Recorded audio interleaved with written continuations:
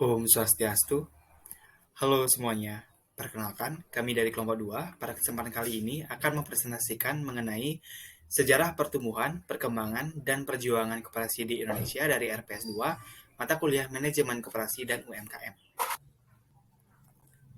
Nah, sebelum kami memulai presentasi pada kali ini, di sini saya akan memperkenalkan anggota kelompok 2, yaitu saya sendiri atas nama KDI Gena Sandi dengan 3 digit NIM terakhir 108 bersama dengan dua rekan saya, yaitu Le Gede Pasak Puspadewi dengan 3 digit NIM terakhir 111 dan Iputu Gede Surya Adinata dengan 3 digit NIM terakhir 115. Nah, adapun pokok bahasan pada materi hari ini, yaitu Koperasi Modern akhir abad ke-18 dan sejarah awal koperasi di Indonesia. Yang kedua, sejarah koperasi setelah Indonesia memproklamasikan kemerdekaan. Yang ketiga, sejarah perkembangan koperasi syariah di Indonesia. Dan yang terakhir, keempat, yaitu sejarah Departemen Koperasi dan UMKM di Indonesia. Selanjutnya, untuk materi yang pertama, itu akan langsung dibawa dan dibahas oleh saya sendiri, itu mengenai penyebaran organisasi koperasi modern di dunia. Mulanya tumbuh di negara industri Eropa Barat. Muncul kolonialisme, yaitu di negara di Asia, Afrika, dan Amerika Serikat. Koperasi tumbuh di negara-negara berkembang atau miskin yang menjadi daerah jajahan oleh penjajah. Setelah negara-negara jajahan mengalami kemerdekaan, banyak negara yang memanfaatkan koperasi sebagai salah satu alat pembangunan untuk meningkatkan kesejahteraan masyarakatnya. Nah, di sini yang pertama, yaitu mengenai koperasi modern akhir abad ke-18 yang dimulai pada tahap awal revolusi industri. Nah, gerakan koperasi di dunia itu dimulai pada pertengahan abad ke-18 dan awal abad ke-19. Perkembangannya dimulai dari munculnya revolusi industri di Inggris pada tahun 1770, yang dimana revolusi di Inggris ini meluas sampai dengan di Prancis, sehingga pada tahun 1789 muncul revolusi Prancis. Pada awalnya, revolusi rakyat Prancis berkeinginan untuk menumbangkan kekuasaan raja yang absolut dan feodalistik. Tetapi ternyata revolusi di Inggris dan di Prancis memunculkan hegemoni baru, yaitu munculnya kaum kapitalis yang membenarkan keserakahan dan persaingan bebas, yang lalu pada akhirnya rakyat tetap menderita. Kondisi demikian melahirkan gerakan ekonomi koperasi di Inggris. Tanggal 20 Oktober tahun 1844 berdiri Koperasi Rochdale di Inggris yang didirikan oleh Charles Howard. Nah, tanggal itu dijadikan sebagai gerakan koperasi modern, itu tanggal 20 Oktober. Koperasi terus berkembang ke berbagai negara seperti di Jerman, Swedia, Amerika, dan akhirnya masuk ke benua Asia. Nah, perkembangan koperasi disebabkan oleh yaitu yang pertama, perkembangan ekonomi pasar dan berbagai persyaratan pokok untuk berlangsungnya proses industrialisasi serta modernisasi perdagangan dan pertanian yang cepat. Lalu yang kedua, industri mula-mula bercocok pada karya menjadi padat modal. Produksi mula-mula berdasarkan pesanan menjadi industri memproduksi untuk kebutuhan pasar atau produksi massal. Lalu yang keempat, perubahan struktur ekonomi yang radikal berdampak pada buruh. Dan yang terakhir, para pekerja dan pengrajin kecil kalah bersaing dengan perusahaan industri berskala besar. Dan petani penghasilannya hanya cukup untuk kebutuhan karena proses pengintegrasian ke dalam ekonomi pasar yang sedang berkembang. Nah, adapun dua alasan kenapa pemerintah atau promotor membantu pengembangan koperasi, yaitu dengan alasan non-ekonomi dan alasan ekonomi. Alasan non-ekonomi yaitu koperasi harus ada atau pertimbangan ideologis meskipun organisasi koperasi tidak mampu bersaing atau kurang menguntungkan dibandingkan perusahaan non-koperasi. Dengan alasan ekonomis yaitu koperasi memiliki potensi dan kelebihan khusus dalam bersaing dengan perusahaan non-koperasi, yaitu yang pertama, koperasi sejak awal permulaan usahanya atau koperasi tidak mampu mewujudkan manfaat yang diharapkan. Lalu yang kedua, para pesaing non-koperasi sejak semula telah berproduksi dengan biaya yang rendah. Nah, selanjutnya mengenai sejarah koperasi awal. Pada tahun 1908, Budi Utomo yang didirikan oleh Dr. Sutomo memberikan peranan bagi gerakan koperasi untuk memperbaiki kehidupan rakyat. Pada tahun 1927, dibentuk Serikat Dagang Islam yang bertujuan untuk memperjuangkan kedudukan ekonomi pengusaha-pengusaha pribumi. Kemudian pada tahun 1929, berdiri Partai Nasional Indonesia yang memperjuangkan penyebaran semangat koperasi. Nah, menurut Undang-Undang Nomor 25 Tahun 1992 Pasal 4 dijelaskan bahwa koperasi memiliki fungsi dan peranan antara lain yaitu mengembangkan potensi dan kemampuan ekonomi anggota dan masyarakat, berupaya mempertinggi kualitas kehidupan manusia, memperkokoh perekonomian rakyat, dan mengembangkan perekonomian nasional serta mengembangkan kreativitas dan jiwa berorganisasi bagi pelajar bangsa. Koperasi berbentuk badan hukum menurut Undang-Undang Nomor 12 Tahun 1967 adalah organisasi ekonomi rakyat yang berwatak sosial, beranggotakan orang-orang atau badan hukum koperasi yang merupakan tata susunan ekonomi sebagai usaha bersama berdasarkan asas kekeluargaan. Nah, ide koperasi kemudian dikembangkan oleh Budi Utomo pada tahun 1908 dan Serikat Islam pada tahun 1911. Itu sama-sama mengembangkan koperasi konsumsi untuk memenuhi kebutuhan rumah tangga dengan cara membuka toko-toko koperasi. Karena perkembangan pesat pemerintah Hindia Belanda cenderung menghambat perkembangan koperasi dengan peraturan, yaitu satu, akte pendirian koperasi dibuat secara notarial, yang kedua, akte pendirian harus dibuat dengan bahasa Belanda, yang ketiga harus mendapat izin dari Gubernur Jenderal, dan yang keempat dikenakan biaya materai sebesar F50. Nah, koperasi pada sebelum kemerdekaan, koperasi itu sendiri adalah institusi atau lembaga yang tumbuh atas dasar solidaritas tradisional dan kerjasama antar individu yang pernah berkembang sejak awal sejarah manusia sampai pada awal revolusi industri di Eropa pada akhir abad ke-18 dan selama abad 19. Sering disebut sebagai koperasi historis atau koperasi pra-industri. Koperasi modern didirikan pada akhir abad 18 terutama sebagai jawaban atas masalah-masalah sosial yang timbul selama tahap awal revolusi industri. Di Indonesia, ide-ide koperasian diperkenalkan pertama kali oleh Patih di Purwokerto, Jawa Tengah, Raden Arya Wiratmaja yang pada tahun 1896 mendirikan sebuah bank untuk pegawai negeri. Cita-cita semangat tersebut selanjutnya diteruskan oleh De Wolf van Westrum.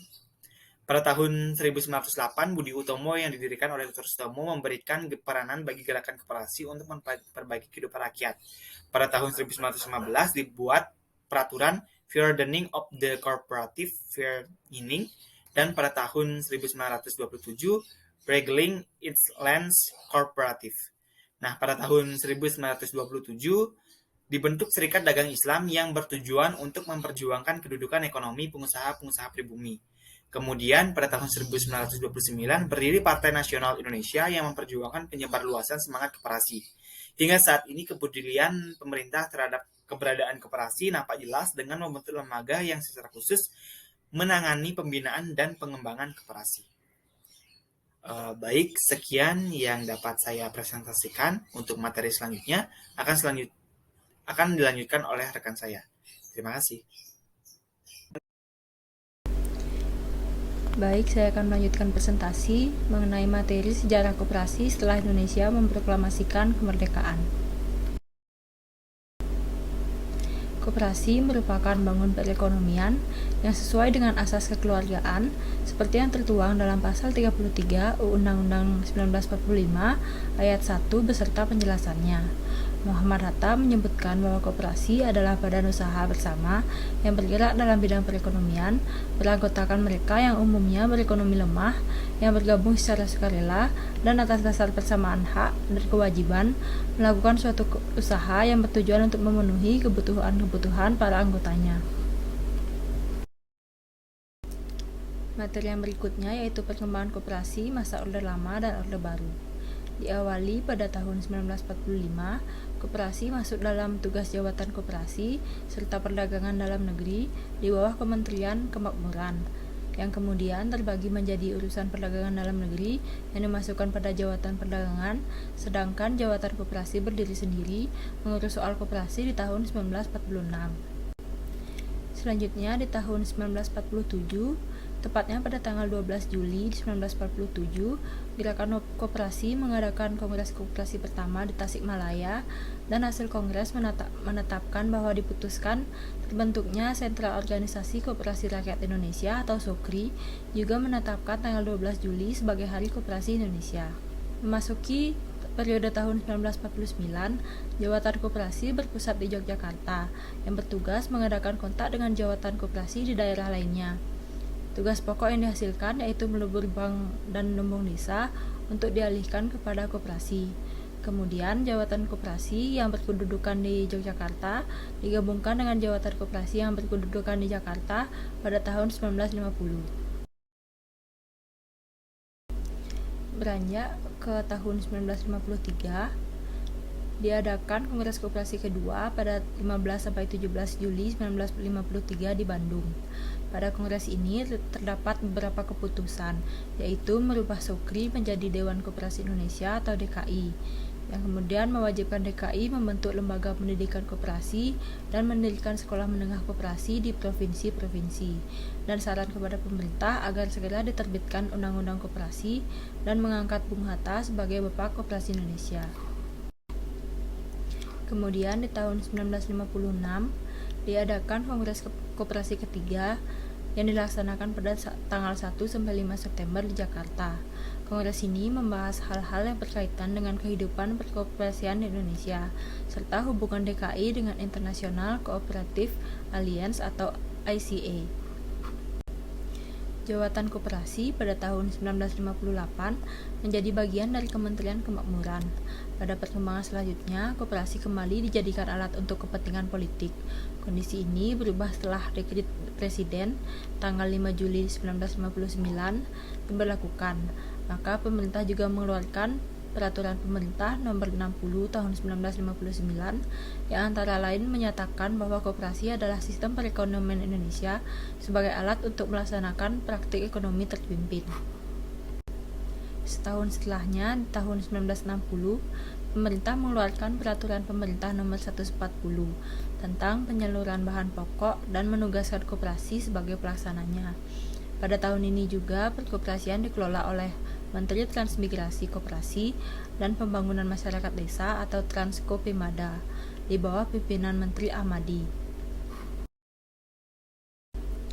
Di tahun 1961 dilaksanakan Musyawarah Nasional Koperasi atau Munaskop 1 di Surabaya yang menghasilkan keputusan yaitu DKI diganti menjadi Kesatuan Organisasi Koperasi Seluruh Indonesia atau KOKSI, yang bukan semata-mata organisasi koperasi sendiri, melainkan organisasi koperasi yang dipimpin oleh pemerintah.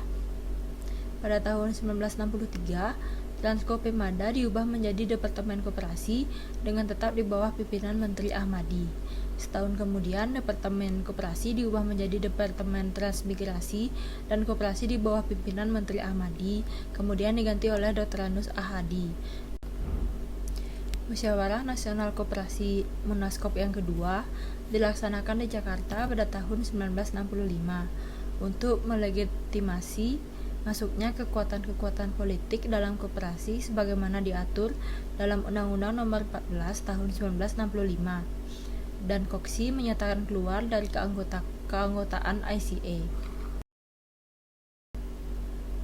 Selanjutnya di tahun 1967 diberlakukan Undang-Undang Nomor 12 Tahun 1967 tentang pokok-pokok perkoperasian di tanggal 18 Desember 1967 yang menyebutkan bahwa secara ideologi Koperasi Indonesia merupakan satu-satunya wadah untuk menyusun perekonomian rakyat berasaskan kekeluargaan dan kegotong royongan yang menjadi ciri khas tata kehidupan bangsa Indonesia.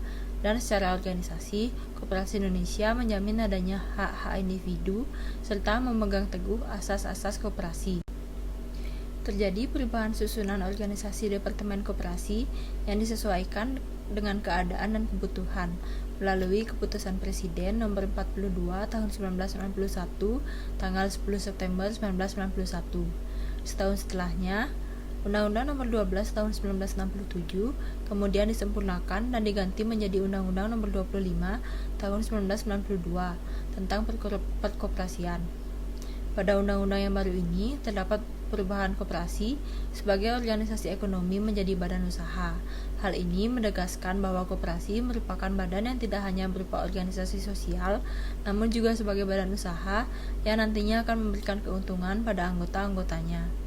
Pemerintah juga mengeluarkan Peraturan Pemerintah Nomor 9 Tahun 1995 tentang kegiatan usaha simpan pinjam oleh koperasi. Peraturan pemerintah tersebut juga sekaligus memperjelas kedudukan koperasi dalam usaha jasa keuangan. Materi yang berikutnya yaitu perkembangan koperasi saat ini. Perkembangan koperasi hingga saat ini masih didominasi oleh koperasi simpan pinjam. Koperasi sektor real belum menunjukkan perkembangan signifikan, padahal koperasi ini yang diharapkan dapat menghasilkan added value besar. Di era reformasi, kebijakan pengembangan koperasi menjadi tanggung jawab Kementerian Koperasi dan Usaha Kecil Menengah. Mengacu pada Peraturan Presiden Republik Indonesia Nomor 9/M/2005 di tanggal 31 Januari 2005 bahwa kedudukan Kementerian Koperasi dan UKM adalah unsur pelaksana pemerintah dengan tugas membantu Presiden untuk mengkoordinasikan perumusan kebijakan dan koordinasi pelaksanaan kebijakan pemberdayaan koperasi dan UMKM di Indonesia. Guna meningkatkan peran koperasi dalam pertumbuhan ekonomi, sesuai dengan arahan Presiden Jokowi, Kementerian Koperasi dan UKM menjalankan reformasi total koperasi melalui tiga langkah strategis, yakni reorientasi, rehabilitasi, dan pengembangan. Di mana reorientasi koperasi mengubah paradigma pemberdayaan koperasi kepada kualitasnya, bukan lagi pada kuantitas koperasi. Maka koperasi beserta para pembina koperasi mulai menggerakkan pembangunan koperasi yang berkualitas dari aspek kelembagaan, usaha, dan keuangannya. Selanjutnya, rehabilitasi koperasi yang dimulai dengan membuat database koperasi di seluruh Indonesia sebagai dasar untuk pembenahan koperasi. Serta pengembangan, yakni meningkatkan kapasitas koperasi sebagai badan usaha berbasis anggota yang sehat, kuat, dan mandiri, serta tangguh dan setara dengan badan usaha lainnya melalui regulasi yang kondusif, perkuatan SDM, kelembagaan, pembiayaan, pemasaran, dan kemajuan teknologi. Selain telah melakukan reformasi, pada tahun 2020, pemerintah juga memulai memodernisasi koperasi. Pelaku koperasi berupaya bertahan mengembangkan bisnis koperasi ke arah koperasi berskala besar. Upaya lain juga dilakukan oleh Gerakan Koperasi untuk menyelenggarakan Kongres Koperasi ketiga di Makassar tahun 2017 yang diprakarsai Kementerian Koperasi dan UKM, Dekopin, dan Baik, jadi di sini perkenalkan saya Iputu Gede Surya Adinata dengan 3 digit terakhir 115 akan melanjutkan presentasi dari rekan saya. Di sini saya akan membawakan materi dengan judul Sejarah Perkembangan Koperasi Syariah di Indonesia. Jadi, sejarah singkat Baitul Mal Watan Mil yaitu BMT Bina Insal Kamil Jakarta berdiri pada tahun 1992 yang menjadi inspirasi berdirinya BMT-BMT di seluruh Indonesia. Awalnya hanya merupakan KSM Syariah, yaitu kelompok swadaya masyarakat berlandaskan syariah. Pada Undang-Undang Nomor 7 Tahun 1992 tentang perbankan, bahwa segala bentuk penghimpunan dana dari masyarakat dalam bentuk tabungan dan distribusi dalam bentuk kredit harus berbentuk bank yang tertera pada pasal 26. Maka berdirilah beberapa LPSM, yaitu Lembaga Pengembangan Swadaya Masyarakat yang memayungi KSM BMT. Nah, kemudian, berdasarkan Undang-Undang Nomor 25 Tahun 1992, BMT berhak menggunakan badan hukum koperasi. Dan berdasarkan undang-undang tersebut, BMT sama dengan koperasi simpan pinjam atau unit simpan pinjam konvensional. Nah, perbedaannya hanya terletak pada kegiatan operasional yang menggunakan prinsip syariah dan etika moral dengan kaidah halal dan haram dalam melakukan usahanya. Nah, pada poin yang ketiga, jelaskan bahwa koperasi simpan pinjam syariah yang selanjutnya disebut dengan KJKS, yaitu Koperasi Jasa Keuangan Syariah, yang mana sebagaimana keputusan Menteri Koperasi Republik Indonesia nomor 91 Cap UMKM garis miring ke-9 dan garis miring 2004 tentang petunjuk pelaksanaan kegiatan usaha koperasi jasa keuangan syariah. Koperasi syariah dapat berbentuk koperasi serba usaha, yang mana akad jasa persewaan, gadai, dan jual beli secara tunai. Baik, jadi untuk materi yang selanjutnya di sini saya akan menjelaskan mengenai perkembangan koperasi syariah di Indonesia pada saat ini.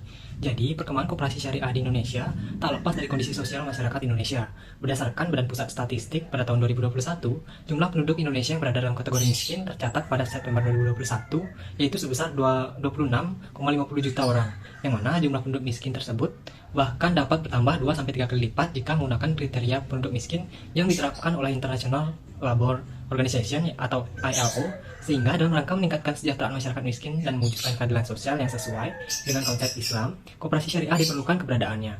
Nah, nilai-nilai koperasi seperti keadilan, kebersamaan, keluargaan, dan kesejahteraan bersama dinilai sangat cocok untuk memberdayakan rakyat kecil. Nah, dengan jumlah penduduk muslim terbesar di dunia, Indonesia telah menjadi negara dengan Islamic Microfinance terbesar di dunia dengan 22.000 gerai koperasi syariah dan Baitul Mal Watamil atau BMT, yang mana salah satu jenis koperasi syariah. Yang mana jumlah ini cukup signifikan mengingat secara hukum, koperasi syariah baru didirikan pada tahun 2004, yang mana hingga akhir April 2012 jumlah koperasi jasa keuangan syariah dan unit jasa keuangan syariah atau bisa dibilang dengan KJKS secara keseluruhan terdapat sebesar 2.362 buah dengan tingkat nasional sebanyak 85 buah, tingkat provinsi sebanyak 189 buah, dan tingkat kabupaten kota sebanyak 2.088 buah. Nah, data tersebut membuktikan bahwa koperasi syariah punya potensi yang sangat besar dalam mensejahterakan masyarakat Indonesia, terutama melalui akses pembiayaan dan penyerapan tenaga kerja. Potensi koperasi syariah tersebut didukung dengan jumlah penduduk muslim Indonesia yang mayoritas bisa dibilang dengan banyak. Nah, dengan nilai tambah utama koperasi syariah terletak pada sistem bagi hasil yang ditawarkan juga sangat memiliki manfaat yang besar terhadap masyarakat di Indonesia. Baik, kemudian untuk subbab materi yang selanjutnya akan dijelaskan oleh saya kembali, yang mana di sini saya akan menjelaskan mengenai sejarah Departemen Koperasi dan UMKM di Indonesia.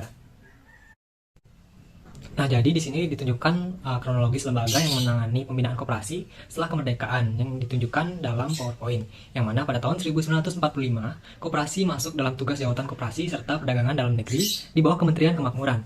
Kemudian pada tahun 1946, urusan perdagangan dalam negeri dimasukkan pada jawatan perdagangan, sedangkan jawatan koperasi berdiri sendiri mengurus soal koperasi.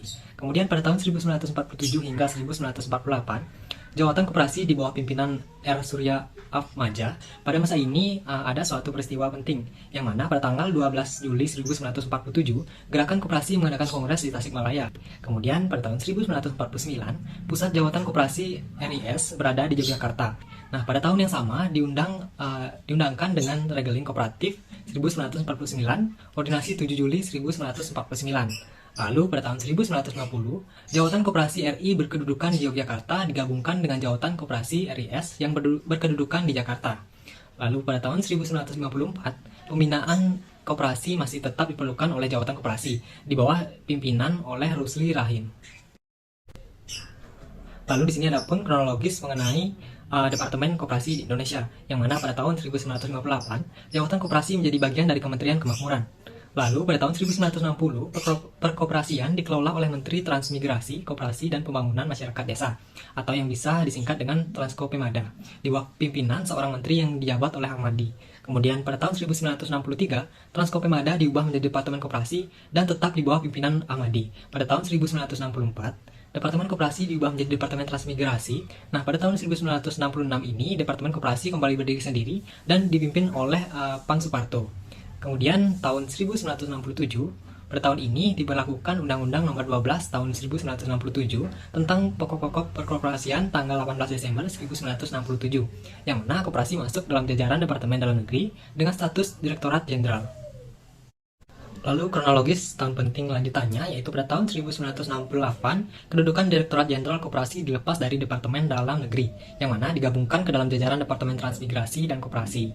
Kemudian tahun 1974 Direktorat Jenderal Koperasi kembali mengalami perubahan yaitu digabung ke dalam jajaran Departemen Tenaga Kerja, Transmigrasi dan Koperasi.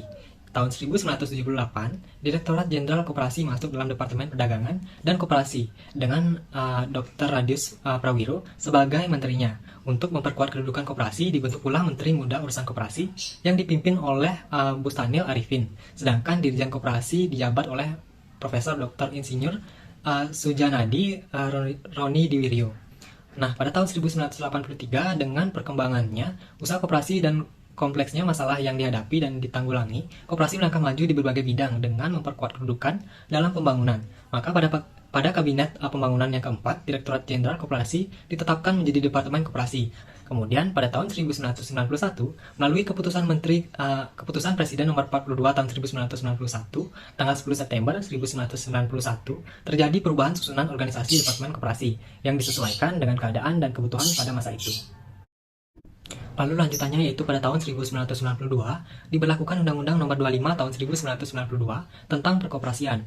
Nah, pada tahun 1993, berdasarkan keputusan Presiden Nomor 96 tahun 1993 tentang Kabinet Pembangunan ke-6 dan Kepres Nomor 58 tahun 1993, telah terjadi perubahan nama Departemen Koperasi menjadi Departemen Koperasi dan Pembinaan Pengusaha Kecil, yang mana tugas Departemen Koperasi menjadi bertambah dengan membina pengusaha kecil. Yang kemudian pada tahun 1996, dengan adanya perkembangan dan tuntutan di lapangan, maka diadakan peninjauan kembali susunan organisasi Departemen Koperasi dan Pembinaan Pengusaha Kecil. Nah, pada tahun 1998, dengan terbentuknya Kabinet Pembangunan yang ke-7 berdasarkan keputusan Presiden Republik Indonesia nomor 62 tahun 1998 tanggal 14 Maret dan Kepres nomor 102 tahun 1998, telah terjadi penyempurnaan nama Departemen Koperasi dan Pembinaan Pengusaha Kecil menjadi Departemen Koperasi dan Pengusaha Kecil. Kemudian pada tahun 1999, melalui Kepres nomor 134 tanggal 10 November 1999 tentang kedudukan, tugas, fungsi, dan susunan organisasi dan tata kerja Menteri Negara, maka Departemen Koperasi dan PK diubah menjadi Menteri Negara Koperasi dan Pengusaha Kecil dan Menengah. Kemudian ada pun hal-hal penting yang terjadi pada tahun 2000 mengenai Departemen Koperasi. Yang pertama, berdasarkan Kepres nomor 51 tahun 2000 tanggal 7 April, maka ditetapkan Badan Pengembangan Sumber Daya Koperasi dan Pengusaha Kecil Menengah. Lalu, yang kedua, melalui Kepres nomor 166 tahun 2000 tanggal 23 November tentang kedudukan, tugas, fungsi, kewenangan, susunan organisasi dan tata kerja lembaga pemerintahan non departemen, maka dibentuk Badan Pengembangan Sumber Daya Koperasi dan Pengusaha Kecil dan Menengah. Lalu yang ketiga yaitu berdasarkan Kepres nomor 163 tahun 2000 tanggal 23 November 2000 tentang kedudukan, tugas, fungsi, kewenangan, susunan organisasi dan tata kerja Menteri Negara, maka Menteri Negara Koperasi dan PKM diubah menjadi Menteri Negara Urusan Koperasi dan Usaha Kecil dan Menengah. Kemudian yang keempat, melalui Kepres nomor 175 tahun 2000 tanggal 15 Desember 2000 tentang susunan organisasi dan tugas Menteri Negara, maka Negara Urusan Koperasi dan UKM diubah menjadi Menteri Negara Koperasi dan Usaha Kecil dan Menengah. Selanjutnya, pada tahun 2001, ada pun hal penting yang terjadi yaitu melalui Kepres nomor 101 tahun 2001, tanggal 13 September 2001 tentang kedudukan, tugas, fungsi, kewenangan, susunan organisasi dan tata kerja Menteri Negara, maka dikukuhkan kembali Menteri Negara Koperasi dan Usaha Kecil dan Menengah. Kemudian yang kedua, berdasarkan Kepres nomor 103 tahun 2001 tanggal 13 September tentang kedudukan, tugas, fungsi, kewenangan, susunan organisasi dan tata kerja lembaga non-pemerintah, maka Badan Pengembangan Sumber Daya Koperasi dan Pengusaha Kecil Menengah dibubarkan. Kemudian melalui Kepres nomor 108 tahun 2001 tanggal 10 Oktober tentang unit organisasi dan tugas eselon 1 Menteri Negara, maka Menteri Negara Koperasi dan UKM ditetapkan membawahi Setmenek, yaitu 7 deputi dan 5 staf ahli. Susunan ini berlaku hingga tahun 2004. Lalu untuk informasi tambahan, ada pun tugas dan fungsi Kementerian Koperasi dan UKM yang telah ditetapkan dalam Peraturan Presiden Nomor 96 Tahun 2020 tentang Kementerian Koperasi dan Usaha Kecil dan Menengah, yaitu Kementerian Koperasi dan Usaha Kecil dan Menengah mempunyai tugas menyelenggarakan urusan di bidang koperasi dan usaha kecil dan menengah dalam pemerintahan untuk membantu Presiden. Nah, dalam menyelenggarakan pemerintahan negara, Kementerian Koperasi dan UKM menyelenggarakan fungsi yaitu yang pertama, perumusan dan penetapan kebijakan di bidang perkoperasian, usaha mikro, usaha kecil dan menengah, dan kewirausahaan. Kemudian yang kedua, koordinasi dan sinkronisasi pelaksanaan kebijakan di bidang perkoperasian, usaha mikro, usaha kecil dan menengah, dan kewirausahaan. Kemudian yang ketiga, koordinasi pelaksanaan tugas, pembinaan, dan pemberian dukungan administrasi kepada seluruh unsur organisasi di lingkungan Kementerian Koperasi dan Usaha Kecil dan Menengah. Baik, demikianlah presentasi yang dapat kami paparkan. Kami mohon maaf apabila terdapat kesalahan dalam penyampaian atau ucapan kata yang terjadi dalam proses presentasi pada kali ini. Akhir kata, kami ucapkan terima kasih.